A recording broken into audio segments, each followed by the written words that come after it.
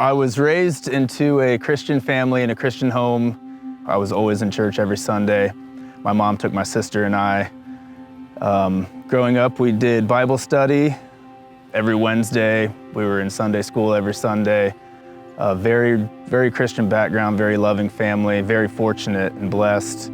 When I became a teenager, I decided to be a little rebellious and not attend church as I should.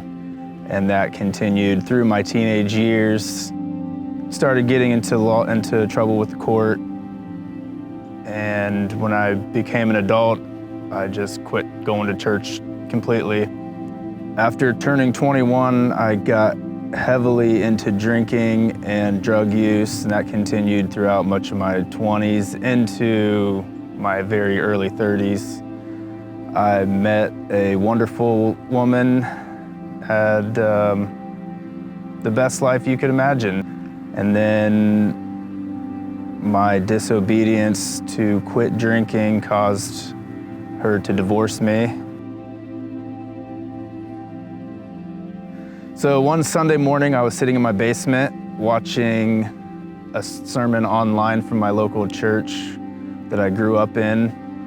And there was an altar call for anybody who wanted to give their life to Christ to come to the altar, or if you're watching online, to come as you are and sit there and accept the Lord.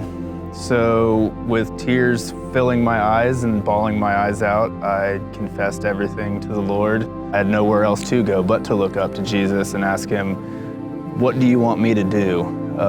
You have my attention now.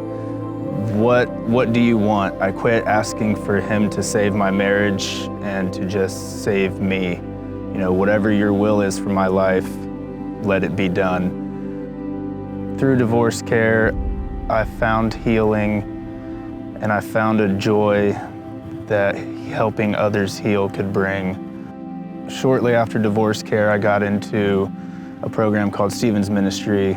So it gave me training to be able to come alongside people in a time of crisis like I had gone through and help comfort them the way that God gave people to help comfort me. My ex-wife and I separated, and I moved in with my parents.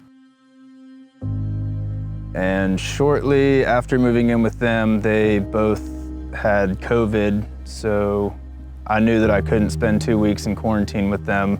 So I reached out to a friend in Lima and asked if I could stay at their house. And I ended up moving here and never moving back. It was a blessing. I was introduced to Shawnee Alliance, which opened up many opportunities.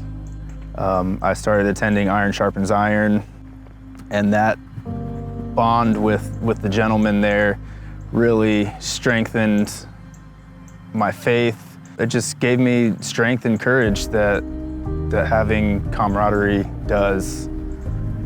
Once a year, all of us men would gather together and have a cookout for the community in Lima at the Lima Rescue Mission. That was a great way to bring guys together outside of the church and really just hang out. And it kind of sparked an interest in my heart to help serve the needy and the poor.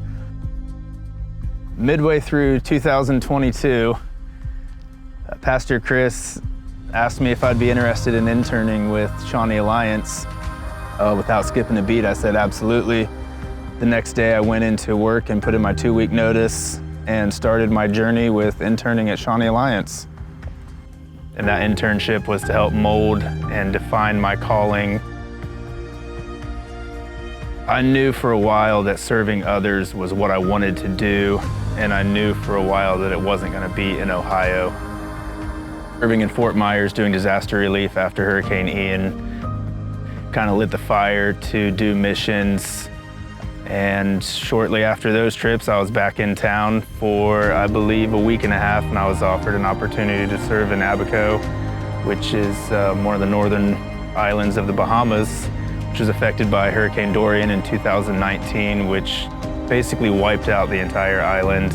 So being able to be there and serve that community really put on my heart that I wanted to stay there. It felt like home being there. I came back to the U.S. and went back to Fort Myers for 3 weeks.